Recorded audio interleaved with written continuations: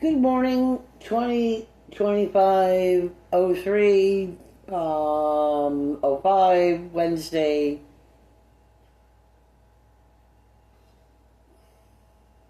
We're talking about mafia. We're talking about Russian mafia. We're talking about Italian mafia, Greek mafia. You're way out there. Way the hell out there. Stay way the hell out there. Enjoy your lives somewhere else. Anyway, very close to home and very, very wrong. Anyhow,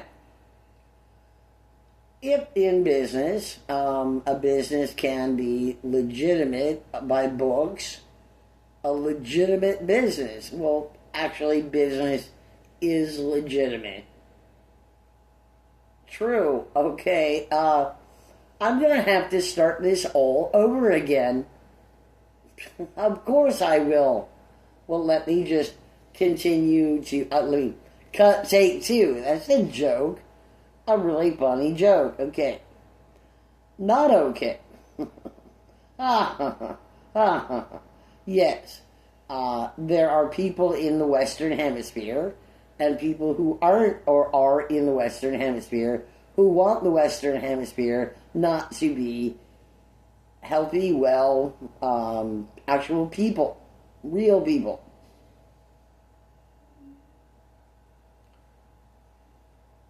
And all sorts of special. I will tell you a story about my grandfather, Barney. Barney purchased for $200 each 3 Norman Rockwell paintings. Now, Norman Rockwell, I would say, 1920 something, right? 1930 something.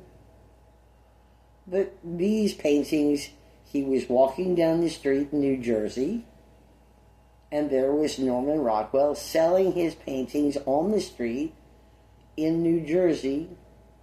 And my grandfather said, I'm buying 3 of them, and bought 3 of them for $200 each. Over time, there was a 50th wedding anniversary. One of the Norman Rockwells was sold. I had a great time. They really knew how to throw a wonderful party. Fantastic party. And I won the centerpiece because there was a penny under my plate.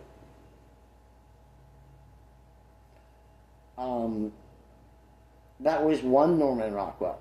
There's another Norman Rockwell, and this is the Fiesta de la Resistance. The Fiesta de la Resistance. Anyway, whatever. Idiot. What I said was what I said, not what I meant to say, and bad things do happen all the time. And that's the way it is. Anyhow. One Norman Rockwell was donated to the Norman Rockwell Museum by my stepfather, the son of my grandfather, okay, the last of the Myers. Linda's gone, and the last one, okay, period. And his wife, Roberta Ann Lupero Baxter Myers Evans, whatever, okay, she is wrong, and that's that.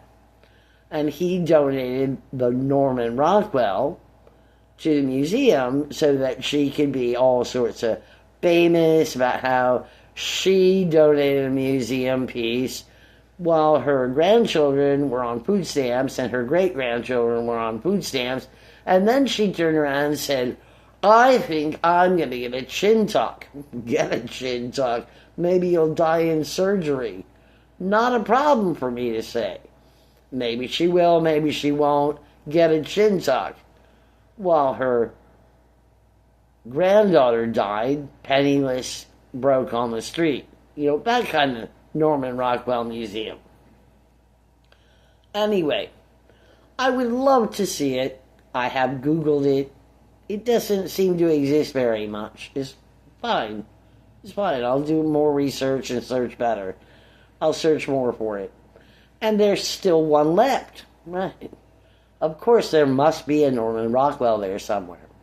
Now, the price that the Norman Rockwell must have been sold for the 50th wedding anniversary was quite a bit of money, and that's $200 over time. The 50th wedding anniversary was in 1970 or 1972 or something like that. 1971 maybe. And over that time, the Norman Rockwell became very valuable and was sold, and there was a great deal of money there in antique investments, antiquities, whatever. Anyway, this falls back to the mafia. The Russian mafia, the Italian mafia, and business is legitimate. Again, I just cannot bother myself more or less. I have $100. I purchase a painting. I write a contract. I say, I'm purchasing this painting. I have $1,000. I purchase this painting. I say, you're holding on to this painting for me because I smoke. And you're holding on to this painting for 10 more years or till I stop smoking or whatever somebody else is writing a contract. Because I'm too stupid to actually care, and I do not care, and there is no contract, and there is no commissioning of any artwork, and please go to hell soon. Anyway, I purchased the painting for $1,000 from a starving artist. She's got $1,000. And then I say, you keep the painting, and you get to make prints out of that. $200 of that money goes to make prints, Prints, prints of that painting or picture, and then you sell those. And the price of my artwork goes up and down. The starving artist says, I don't want to be popular. I don't want to sell crap like my brother's wife sells crap. You know, I don't want to be popular. I don't want to sell crap. I say, well then, okay, so you get 90% of the print price, and I get 10%, and then, yes or no. That is money in the bank. That 10% is money in the bank. I'm not saying where the $1,000 came from, but let's say I decide I'm selling purse knockoffs or cigarettes. Here in Canada, I'm selling the non-tax cigarettes as a non-incorporated business or whatever, and I pay plenty of taxes already. I mean, I'm paying for all of this, apparently. Anyhow, I purchase a carton of cigarettes for $100. I sell each pack for $3,000. Okay, whatever, because they're idiots. I purchase a carton of cigarettes for $40. I sell each pack for $5. I have made a profit. Right? There. That's where the money is.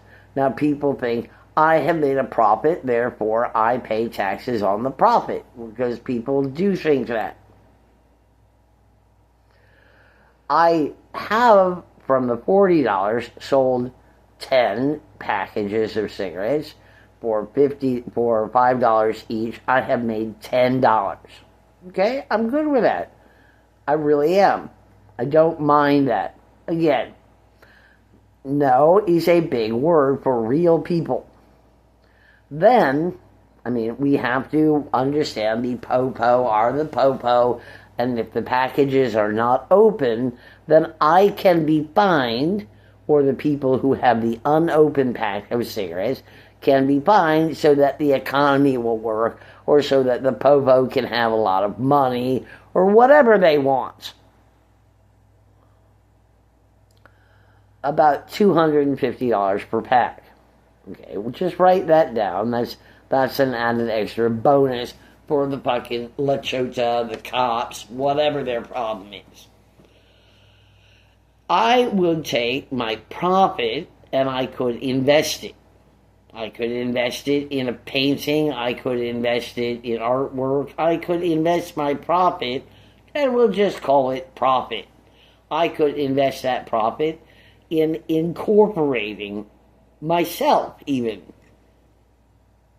Now, as a special, whatever.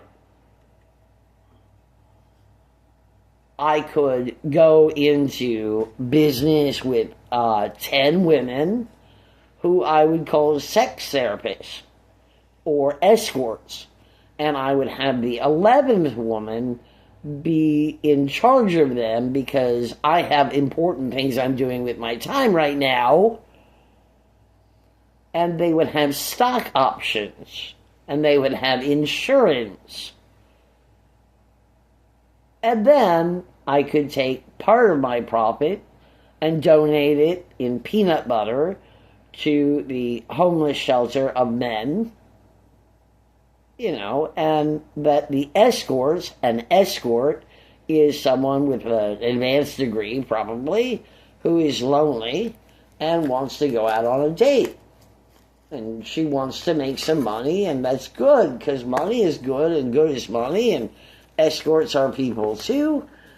And, you know, that the escort is going to go out on a date, riding a motorcycle down the highway, going sightseeing, going out to a restaurant with some traveler who doesn't want to eat alone, going to a movie with someone and their friends.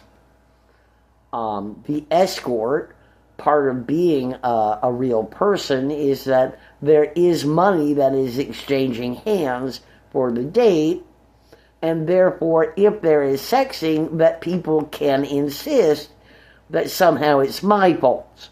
And it's not my fault at all. At all. Then the insurance, right?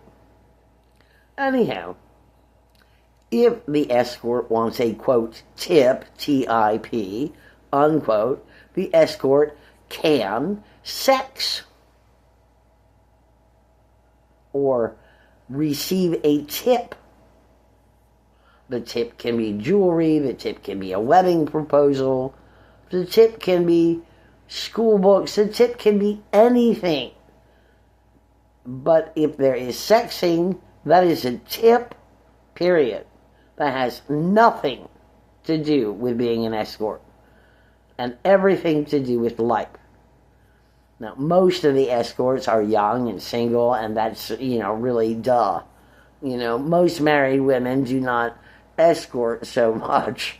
And I really would wonder why I would do that at all. Technically, men are what? Less able to be escorts. Aw, what a shame.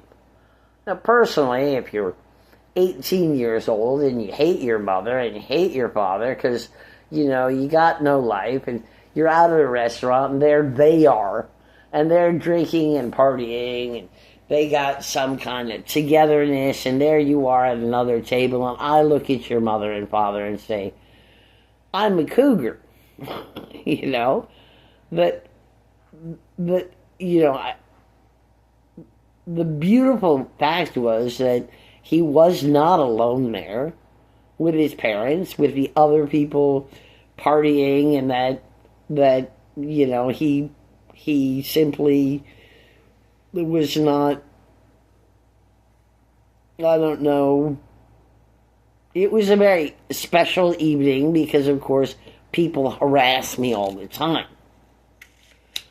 But the poor young man was out with his parents at a restaurant with them, and they were all there, and they were his age, and he was not alone, and I made that very clear to them, and they were like, well, we're drunkards, and they were, and they drank way too much, and who cares how they got home? Let me just say, this is Canada, and who cares?